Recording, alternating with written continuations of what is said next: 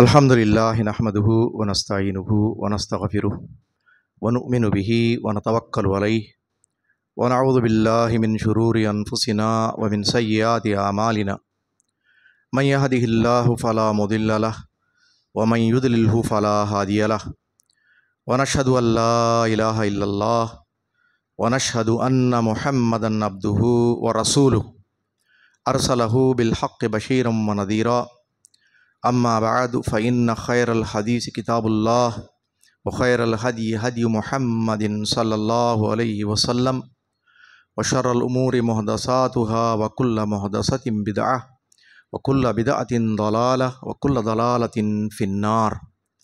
या अय्युहल्लज़ीना आमनुत्तक़ुल्लाह हक़्क़ तुक़ातिह व ला तमूतुन्ना इल्ला व अंतुम मुस्लिमून।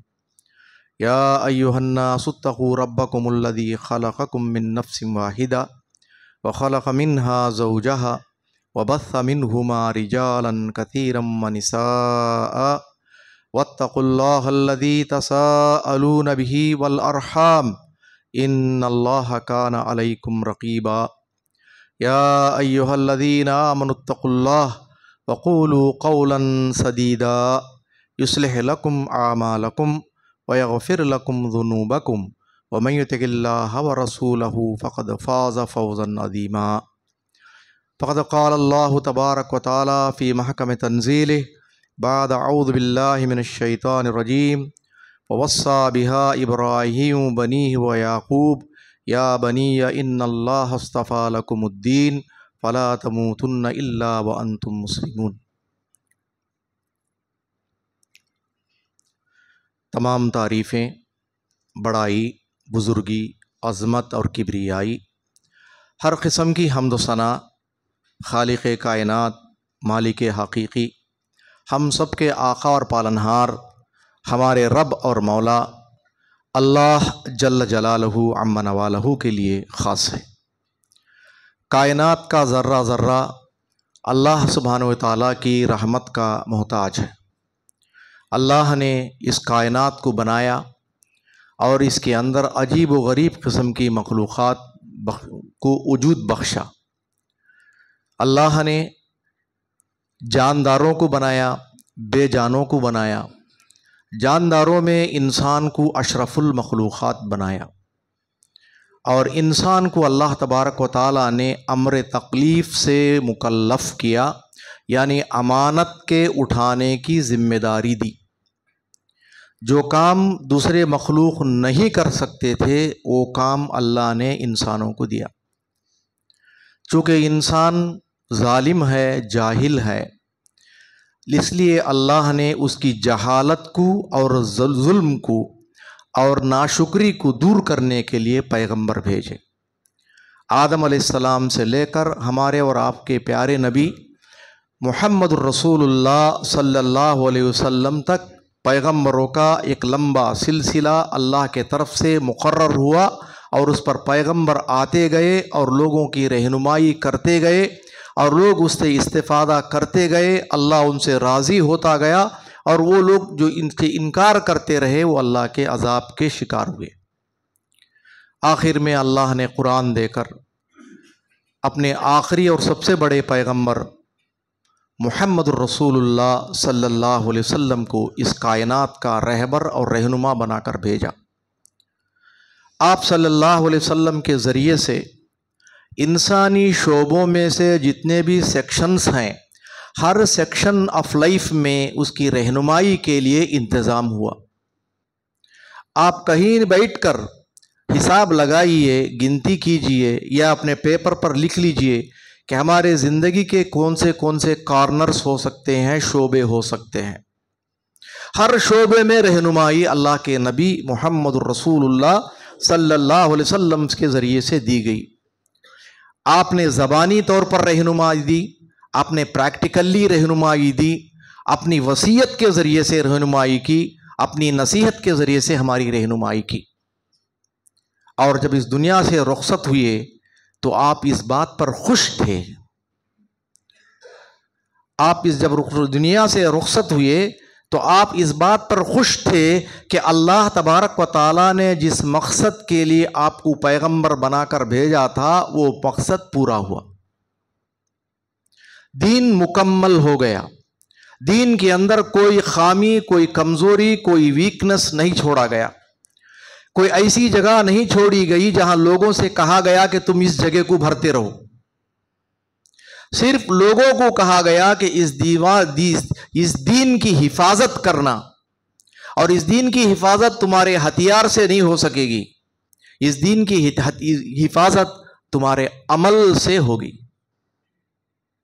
तुम जितने अहकाम पर अमल करोगे उतना दीन मजबूत रहेगा, जितने अहकाम को छोड़ दोगे दीन उतना कमजोर होगा।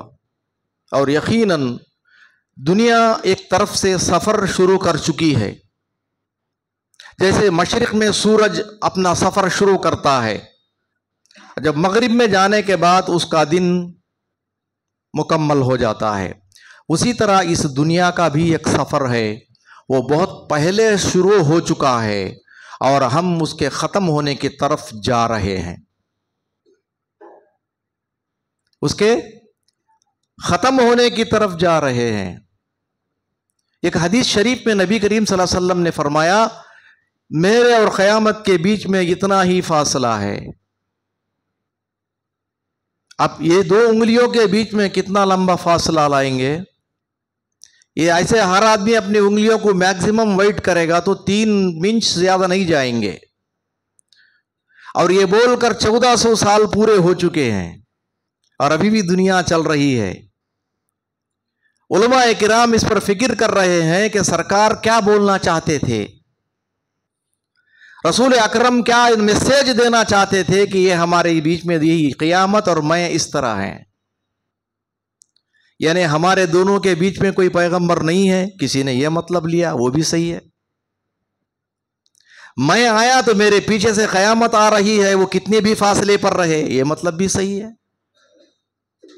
कुछ और मतलब बन सकता है जो करेक्ट है, कुरान इस्लाम के स्पिरिट के मुताबिक है तो परफेक्ट है।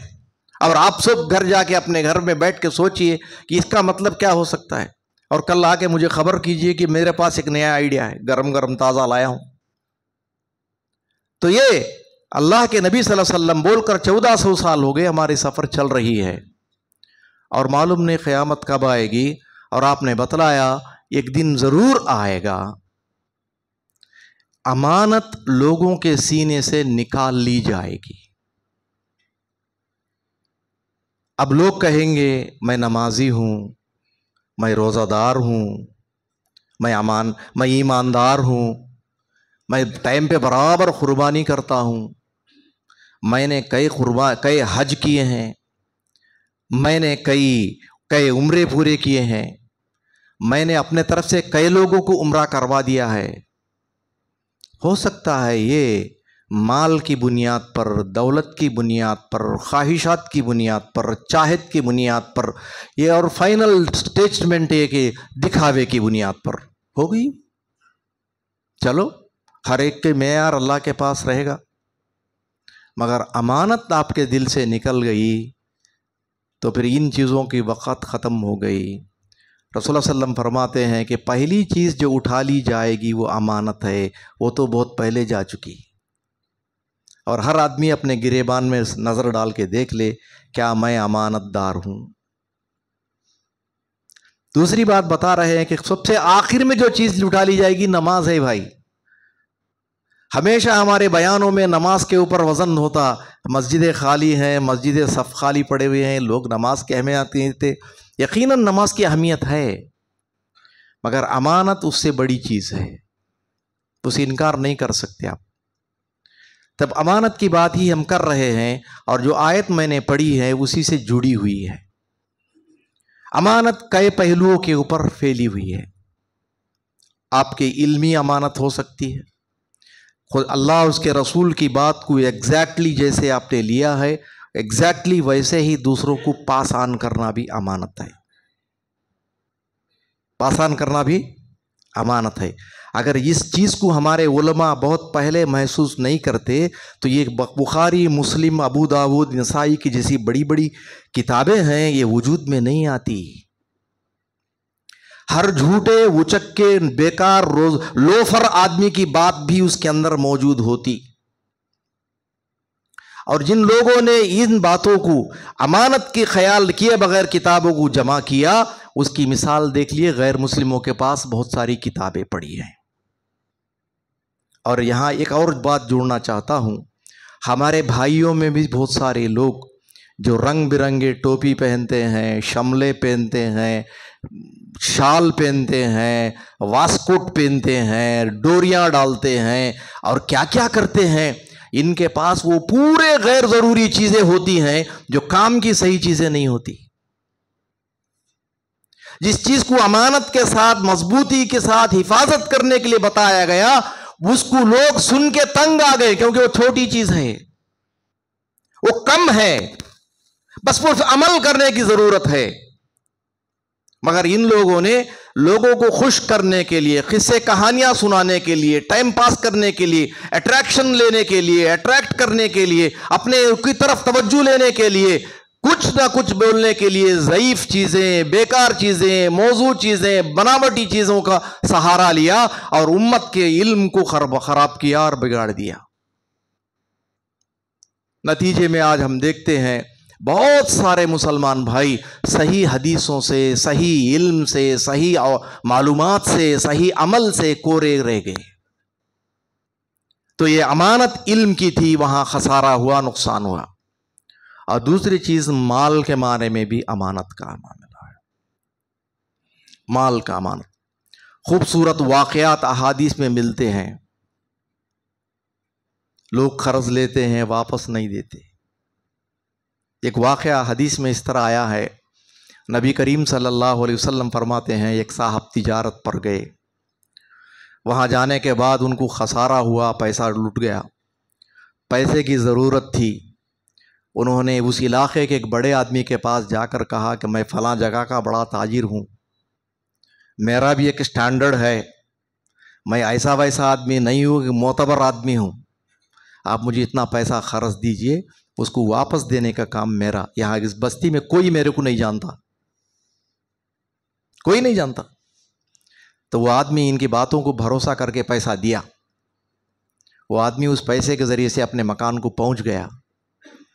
पहुंचने के बाद फौरन उसने क्या किया, उसके जो पैसे लिया था वो पैसे लेकर निकला। एक कश्ती वहाँ से जाती थी, उस कश्ती वहाँ पहुँचाने के लिए दौड़ा, जब तक कश्ती जा चुकी थी। अब दूसरी कश्ती कब जाती, उस ज़माने के अंदर कौन किसको पूछेगा, कौन सा शेड्यूल है, कौन सा टेबल रहेगा। चली गई। क्या करूँ मैं सोच रहा था, तो वहाँ पे एक सूखा हुआ दरख्त था, दरख्त का तना, उसको निकाला, उसको उसके अंदर छेद किया, ये पैसे उसके अंदर डाल दिया, एक रस्सी से लपट दिया और बोला, मालिक तेरे भरोसे से वो दिया है और उसके भरोसे, तेरे ही भरोसे मैं वापस कर रहा हूँ, इसे पहुँचाने का काम तेरा है। पानी में डाल दिया। अब वो किसको मालूम नहीं, उसका काम उसका माम जा रहा है मामला। कई दिन हो गए, पैसा आया नहीं, कश्ती आ गई, कोई खबर नहीं है।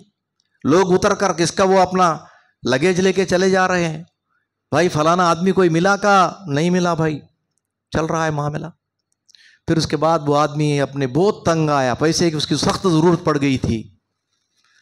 तो फिर वो क्या करा, नदी के किनारे टहलते टहलते उधर देखा तो एक लकड़ी आ रही थी। चलो ये ले जाके चरपेड़ा तो मार लेंगे, बीवी कुछ पकाने काम आता उसे बोल के वो लकड़ी को उठा लिया।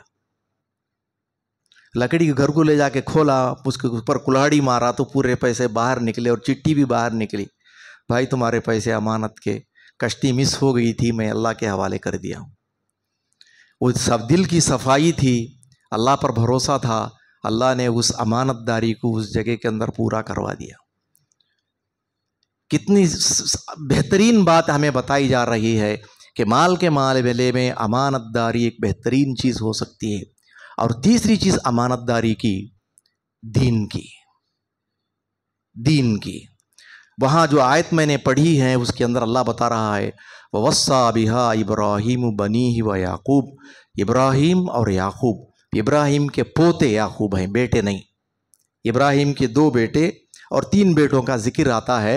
एक बेटा हाजरा के ज़रिए से इस्माइल जो पहला बेटा है, उनकी दूसरी बीवी थी सारा, उनके ज़रिए से इसहाक़ अलैहिस्सलाम पैदा हुए, और उनकी बेटी तीसरी बीवी तीसरी भी थी जिनका नाम खतूरा नाम आता है, और उनके ज़रिए से जो बेटा पैदा हुआ उसका नाम मदियन तक उन्होंने रखा था। ज़्यादा वाक़यात के अंदर हमारे को ये 2 भाई सामने नज़र आते।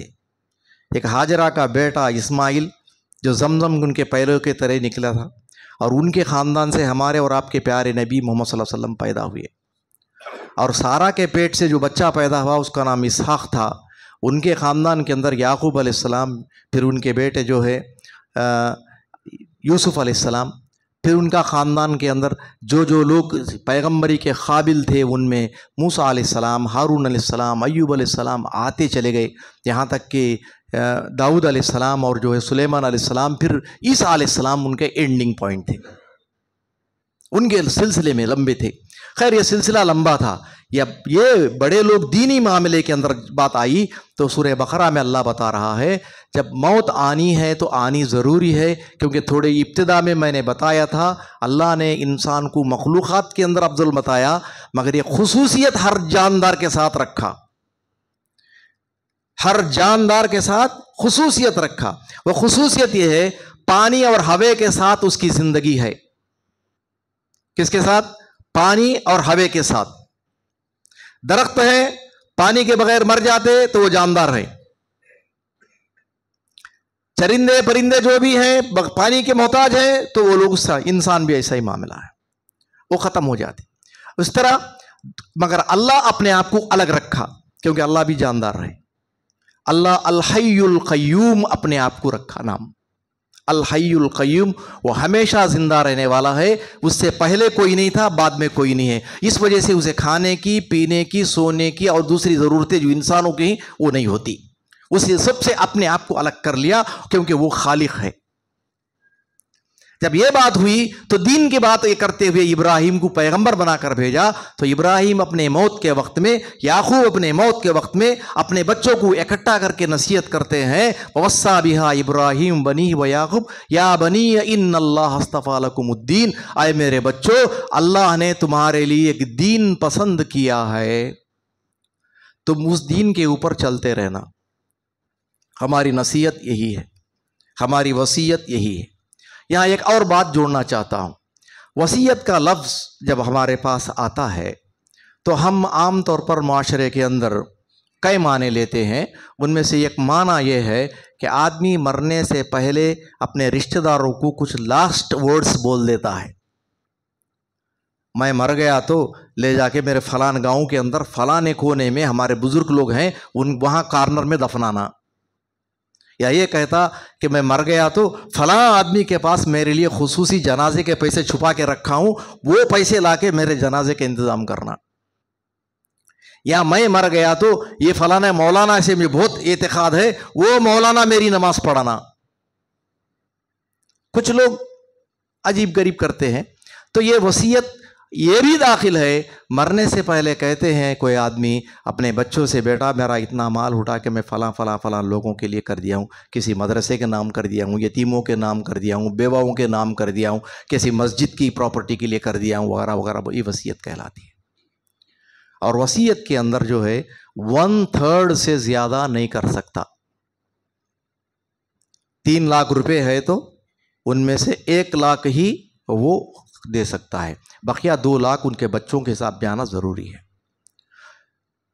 उसके पास 25 लाख है, 25 लाख का 1/3 ही दे सकेंगे। कोई जुल्म कर 25 लाख का 1/3 ज़्यादा हो जाता, जी खाली 1 लाख दे डालेंगे तुम्हारी वसीयत में, बकिया हम लोग हड़प कर लेते, बोले तो जुल्म होगा मरने वाले के ऊपर, और क़ियामत के दिन पीछे वाले लोग पकड़े जाएंगे। और तीसरी बात वसीयत से मीरास के साथ जुड़ी हुई है। कल रात में बयान में बात वजाहत करने की कोशिश की गई थी कि मुसलमानों को अल्लाह तबारक व तआला अपने माल में से अपने पिछले वालों के लोगों के लिए माल छोड़कर जाने, और उनको अच्छी हालत में रखकर जाने, उनको सामने भीख मांगने से रोकते हुए जाने की नसीहत की है। एक सहाबी आकर कहते हैं, अल्लाह के रसूल सल्लल्लाहु अलैहि वसल्लम, अल्लाह तबारक व तआला मुझे माल दिया है, मेरे माल का एक हिस्सा जो है मैं गरीबों में दे देना चाहता हूं, मैं तकरीबन पूरा पूरा दे दूंगा। आपने फरमाया नहीं, आधा दे दूंगा, नहीं। फिर आपने फरमाया सुलुस, 1/3, 1/3, उससे ज्यादा परमिशन मैं तुमको दे नहीं सकता। लिमिट कर दिया उसको। और 1/3 के अलावा जो है, फिर आप फरमाते हैं तुम्हारे बच्चे मालदार रहें, ये तुम्हारे लिए बेहतर है ये कि तुम पूरा पैसा जो है किसी यतीम खाने को दे दो और तुम्हारा बच्चा तुम्हारे जाने के बाद ये बड़ा यतीम बन जाए, ये बड़ा यतीम बन जाए। ऐसी गलती कभी भी नहीं करना। तो ये गलती का एहतमाम नहीं, गलती से बचने का एहतमाम हमें करना चाहिए। तो वसीयत की बात आई तो एक और बात जोड़ दूं, वरासत के पूरे तालीमात मरने के बाद हैं, याद कर लीजिए। वरासत के जितने अहकामात हैं मरने के बाद हैं। जिंदा रहने पर माल बांटना चाहता है तो उसके अहकामात अलग हो जाते हैं। लड़के को 2 हिस्से, लड़की को 1 हिस्सा नहीं रहेगा, सब इक्वल हो जाएंगे। और यह हदिया शुमार होगा, वरासत शुमार नहीं होगा। हदिया शुमार होगा, वरासत शुमार नहीं होगा। तो इस वजह से इन चीज़ों में गैर कानूनी तौर पर दखल अंदाजी करने से बेहतर यह है कि अपने मकामी आलिम से सही मशवरा और फतवा लेकर उस हिसाब से अपने मसले को हल करने की फिक्र करें। तो हम बात कर रहे थे इस बात की कि वसीयत के अंदर दीनी वसीयत की बात मैंने इब्राहिम अलैहिस्सलाम के ज़रिए से की थी। यहाँ एक और बात जोड़ना चाहता हूँ कि हम लोग मुसलमान हैं। ये जो मस्जिद है जिसके साये में हम लोग बैठे हैं, ये कई बड़े लोगों की कुर्बानियों का नतीजा है और यह मुसलसल जारी है। तो इसके लिए भी हम लोगों की कुर्बानियों का हिस्सा है। अगर ये नहीं मानते हैं तो फिक्र कीजिए कि क्यों ऐसा बोला जा रहा है। क्योंकि उन लोगों ने रात दिन मेहनत करके, जिद्दोजहद करके, पैसा इकट्ठा करके इस जगह में जहां कोई इबादत जगह खाना नहीं था उसको खड़ा किया, ताकि आने वाली नस्ल जिन्हें हम लोग यहाँ अल्लाह की इबादत कर सके, अल्लाह के दीन की हिफाजत कर सके, अल्लाह के क़ानून की हिफाजत कर सके, खुद अपने बच्चों को आने के लिए, आइंदा नस्लों के लिए तालीम दे सके, उनकी दीनी हिफाजत कर सके और दीनी अमानत उनके सीनों में बिठा सके, दीनी अमानत उनके सीनों में बिठा सके। हमारे लिए ये बेहतर है कि हम एक मुट्ठी ज़्यादा खर्चा करके हमारे बच्चों के लिए इसका इंतज़ाम यहाँ करें। बेहतर ये कि हम सुस्ती के साथ निकल जाए और हमारे बच्चों को ये खबर ना हो कि हम कौन हैं, हमारे बच्चों को ये खबर ना हो कि हम कौन हैं। ये बेहतर है कि हम इसके ऊपर काम करें। ये कोई सिलसिला दीन की हिफाजत की और उसकी अमानत की बात से जुड़ा हुआ है। एक और बात आखिर में बोलकर बात ख़त्म कर देते हैं। हर आदमी अपने ईमान की हिफाजत का जिम्मेदार है। आदमी दुनिया में कुछ भी कर ले, कुछ भी कमा ले, कुछ भी खर्च कर ले, कितना भी नाम बना ले, बेसिक पॉइंट ईमान उसके पास होना ज़रूरी है। ईमान, और वो ईमान चला गया तो सब कुछ चला गया। आपने सुना होगा नमाज किसके ऊपर फ़र्ज़ है, कोई पूछेगा तो आप बोलेंगे मुसलमान के ऊपर फ़र्ज़ है, क्योंकि मुसलमान ला इलाहा इल्लल्लाह पढ़ने के बाद वहाँ से शुरू होता है। ज़कात किसके ऊपर फ़र्ज़ है, मुसलमान के ऊपर फ़र्ज़ है। रोज़ा किसके ऊपर फ़र्ज़ है, मुसलमान के ऊपर फ़र्ज़ है। मुसलमान कैसे बनता, ला इलाहा इल्लल्लाह मुहम्मद रसूलुल्लाह से बनता। समझ में आ रही बात आपको। तो ये बेसिक चीज़ है और उसकी हिफाजत करना हमारे लिए ज़रूरी है। और वही वसीयत इब्राहीम अलैहिस्सलाम उनके पोते याकूब अपने बच्चों से कह रहे हैं, इन्नल्लाह अस्तफ़ा लकुमुद्दीन, अल्लाह तबारक व तआला ने तुम्हारे लिए एक दीन लिया है और दीन की बुनियाद ला इलाहा इल्लल्लाह के ऊपर रखी गई है। और ला इलाहा इल्लल्लाह की कदर हर इंसान को मालूम होनी चाहिए। ये एक बहुत बड़ी इबादत है और कायनात में सबसे बड़ी इबादत ही ला इलाहा इल्लल्लाह है। एक आयत है कुरान मजीद में, आपने बार बार सुना होगा, वमा खलक़तुल जिन्न वल इंसा इल्ला लियअबुदून, बार बार आपके सामने आती है। अल्लाह बता रहे हैं कि मैंने इंसानों और जिन्नों को मेरी इबादत के लिए पैदा किया, मेरी इबादत के लिए पैदा किया। सीधा साधा तर्जुमा है। और वहाँ तमाम मुफस्सिरीन के सरदार और प्यारे नबी मोहम्मद रसूलुल्लाह सल्लल्लाहु अलैहि वसल्लम के रिश्तेदार और उम्मत के हिब्र और सबसे बड़े आलिम और मुफस्सिरीन के सरदार सैयदना इब्ने अब्बास रज़ी अल्लाह ताला अन्हुमा बयान करते हैं कि वमा खलक़तुल जिन्न वल इंसा इल्ला लियअबुदून ऐ लियुवहिदून, वो कहते हैं कि ये पूरे लोग मेरी तौहीद का ऐलान करें। जिन्नों को मैंने पैदा किया मेरी तौहीद का ऐलान करने के लिए और इंसानों को मैंने पैदा किया मेरी तौहीद का ऐलान करने के लिए, यानी अल्लाह के अलावा कोई भी इबादत के लायक नहीं, ये इकरार करना चाहिए ज़बानी तौर पर और अमली तौर पर, और जहन में वही बात रच बस जानी चाहिए। अगर ये हट गई तो बहुत मजमून खराब हो जाएगा। एक छोटा सवाल, उसकी बात आंसर देकर ख़त्म करते हैं। बहुत सारे लोग पूछते हैं तुम्हारे मस्जिदों में, यानी मकसद उनका अहले हदीसों की मस्जिदों में, उनके महफिलों में, उनके इज्तिमाआत में कभी देखे तो तौहीद के बारे में बोलते क्या जी तुम लोग? ये सवाल मेरे पास भी था। या हम कब देखे तो भी ये लोग जो है ये जो बोलते क्या बोल के। तो एक साहब उस बारे में जो है जब सवाल उठाए तो हमने तहकीक की और पता चला कि बुनियादी चीज़ वही तो है, बुनियादी चीज़ वही तो है। जिस दुनिया में हम रहते हैं, एक कदम बाहर डाल देने के बाद हम कभी भी किसी गुमराही की, बुराई की, अमली जिल्लत की, अमली कदम के फिसल जाने की मामले के अंदर चले जाते हैं। हमारे मामलात के अंदर हमारे पास पैसा है, बैंक से डीलिंग होता है, कभी न कभी सूद पैसे में आके मिल जाता है। हमारी ज़रा सी गफलत हुई तो वो सूद हमारे हिस्सा बन जाता है ऑटोमेटिक तौर पर। लेन देन में जाते हैं, कहाँ कैसी किस्म की मुर्गी आई है, क्या खाना डाल के पाला है हमको मालूम नहीं। बाजार में फट से जाते हैं, मुर्गी लाते हैं, बकरा खरीद के लाते हैं, क्या खिला के पाला बकरे को हमको मालूम नहीं, डाउट का मामला पैदा होता है। ये सब चीज़ें जब आती हैं तो हम इस्तग़फ़ार पढ़ते हैं, अस्तग़फ़िरुल्लाह पढ़ते हैं, अल्लाह का नाम लेते हैं, ज़ाहिरी तौर पर चलते हैं। जब हमारी बुनियादी पूरी तरह ये तौहीद की कट गई और क्या रह गया हमारे पास? इस वजह से तौहीद की हिफाजत ज़रूरत है, क्योंकि क़यामत के दिन तौहीद की बुनियाद पर ही जन्नत में जाना नहीं होगा, और जन्नत में जाना या जहन्नम में जाने का फ़ैसला होगा। मन काना फ़ी क़ल्बिही मिस्क़ाल हब्बतिन मिनल ईमान, जिस इंसान के दिल में एक राई के दाने का बराबर भी ईमान होगा, उसको निकाल कर जहन्नम से जन्नत में डाला जाएगा। और राई के दाने का मतलब अल्लाह के हिसाब से हमारा कितना होगा नहीं मालूम, उसकी हिफाजत हमारे लिए ज़रूरी है। अल्लाह हम सबको नेक तौफ़ीक़ दे, हमारी गलतियों को माफ़ फरमाए, हमारी ख़ताओं को दरगुज़र फरमाए, हमें नेक और सालेह इंसान बनने में हमारी मदद फरमाए, और हमें अल्लाह से, अल्लाह के रसूल से, अल्लाह के दीन से, अल्लाह के किताब से और अल्लाह वालों से मोहब्बत करने वालों में शामिल फरमाए। आमीन। अक़ूलु क़ौली हादा अस्तग़फ़िरुल्लाह ली व लकुम व लिसाइरिल मुमिनीन फ़स्तग़फ़िरूहु इन्नहु हुवल गफ़ूरुर रहीम।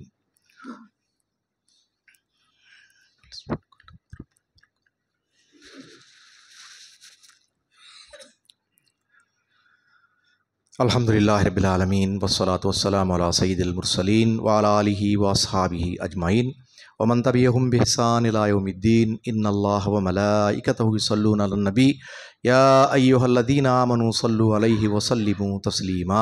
अल्लाहुम्मा सल्लि अला मुहम्मदिन व अला आलि मुहम्मदिन कमा सल्लैता अला इब्राहीम व अला आलि इब्राहीम इन्नका हमीदुम मजीद।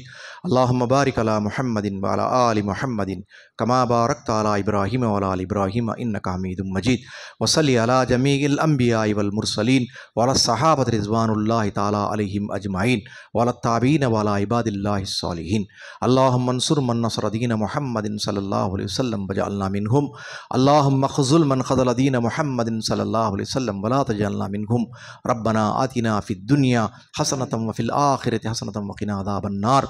रब्बना तक़ब्बल मिन्ना इन्नका अंतस समीउल अलीम व तुब अलैना इन्नका अंतत तव्वाबुर रहीम। सुब्हान रब्बिका रब्बिल इज़्ज़ति अम्मा यसिफ़ून व सलामुन अलल मुरसलीन वल्हम्दुलिल्लाहि रब्बिल आलमीन आमीन। इबादल्लाह रहिमनी व रहिमकुमुल्लाह। इन्नल्लाह यअमुरु बिल अद्ल वल इहसान व ईताइ ज़िल क़ुर्बा व यन्हा अनिल फ़हशाइ वल मुनकर वल बग़ी यइदुकुम लअल्लकुम तज़क्करून। उज़्कुरुल्लाह यज़्कुरुकुम वदूहु यस्तजिब लकुम व लज़िक्रुल्लाहि तआला औला व अकबर।